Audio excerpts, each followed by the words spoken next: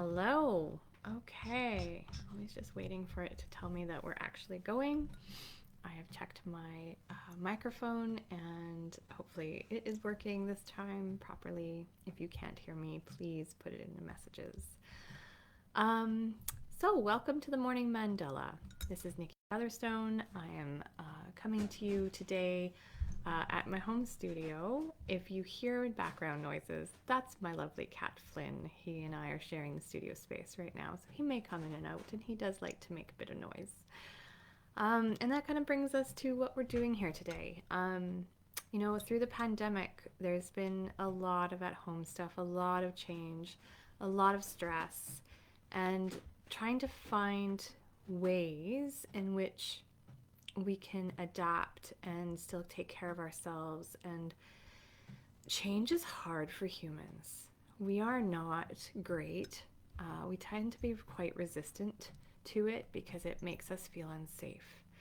Our nervous system likes predictability. It likes to know how things are going to be so that it can react accordingly to keep us safe.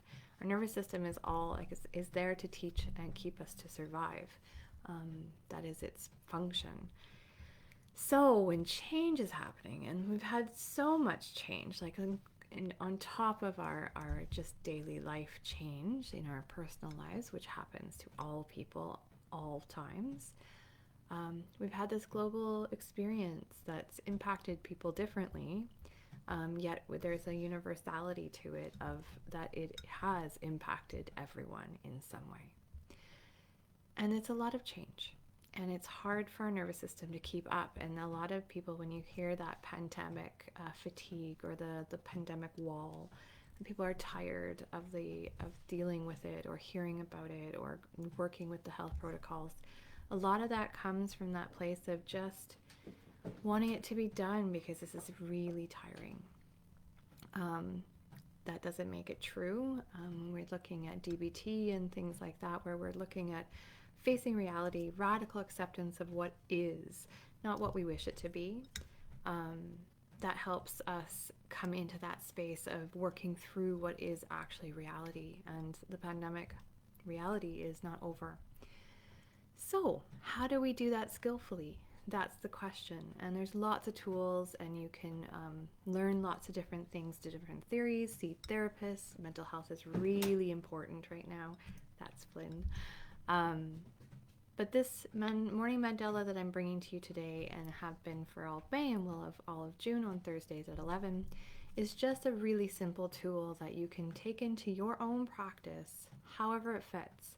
So if you've got 5 minutes, take 5 minutes. If you've got 20 minutes, take 20 minutes. If you've got only a couple, minutes between a meeting and a next thing, take those couple minutes. Take the pause.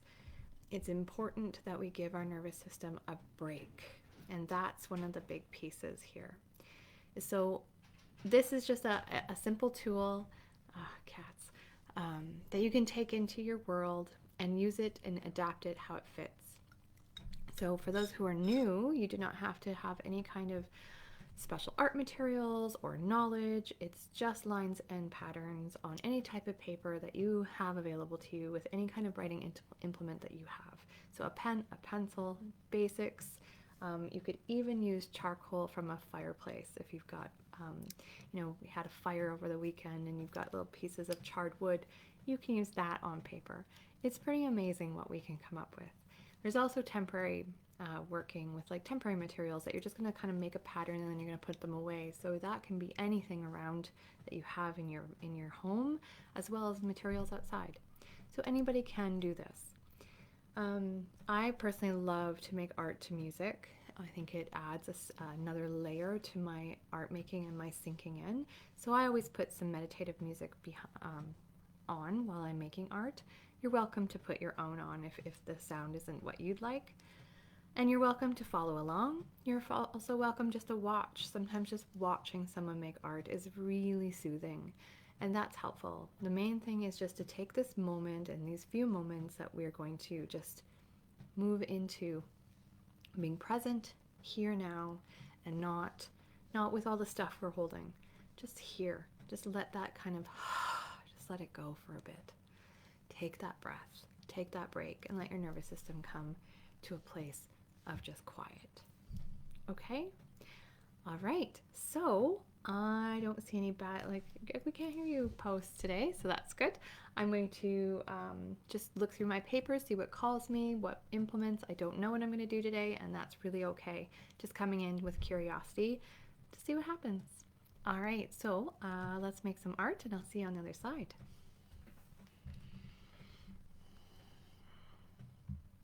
Put some music on.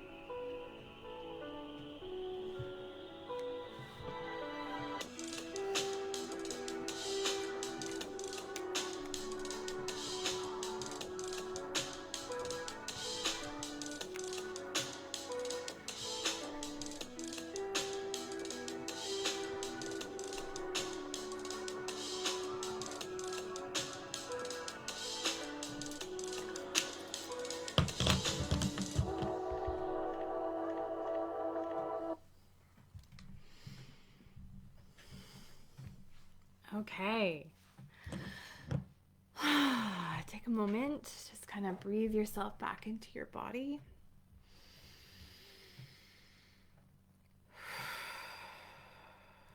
Reorientate yourself to the sensations of being in your body, in the space, in your chair, standing, in your office, at home, wherever you are right now. Just orientate yourself to the space, because when we're in the art, we're ethereal, we're in our psychic space, we're not in our physical space, and it's good to reorientate. So this is my mandala today. And of course, mandalas can be any direction, they can be any color, anything. And as you can see,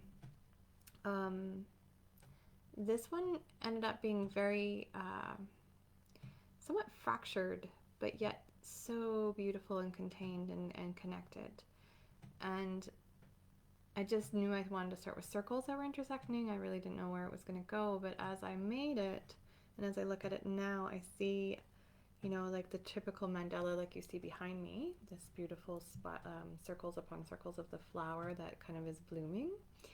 And I see that, but I see it taken apart and put back together in a different way, which really speaks to what I was talking about earlier about the pandemic and how things have changed, and like how change is such a big part of our life right now. But the lovely thing about this is that, you know, it's still beautiful. There's still beauty here. There's still connectedness here. There's still something valuable here. And I really love dots and patterns and circles and lines and the different colors. And one of the things that I'm thinking about now is that, you know, with change, sometimes we need to break it down to those small moments, those small steps. I often talk about bite-sized pieces, because it can be overwhelming when we think about all the things we have to do, or all the things we have to change, all the things we have to hold. And wellness can be overwhelming because there's so much to do to be well. And breaking them down into bite-sized pieces, things that are not overwhelming, things that are just one step at a time, one circle at a time, one dot at a time, can end up being this gorgeous pattern of your life and of wellness. Yeah, so that's a really good one. I feel very buoyant and very up. Lots of messages of hope and ways of working that aren't overwhelming, that are accessible and we have capacity for. Yeah, that's the messages that I'm holding today, and I really feel good about that, because it is tiring and it's exhausting. It's a lot. It's overwhelming, this world. So just bringing it down into that pattern of bite-sized dots, and just one step at a time, one pause at a time, one breath at a time, and working through.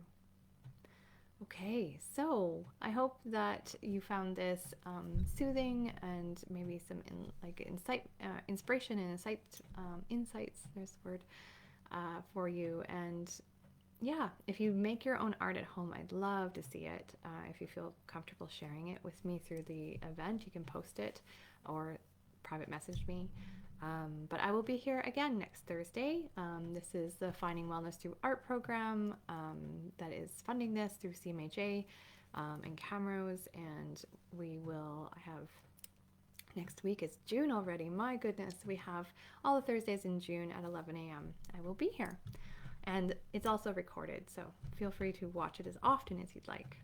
And until then, you have a wonderful Thursday and weekend, and the heat and the warmth, and get outside and have some breath of fresh air and some sunshine in your pauses today. All right.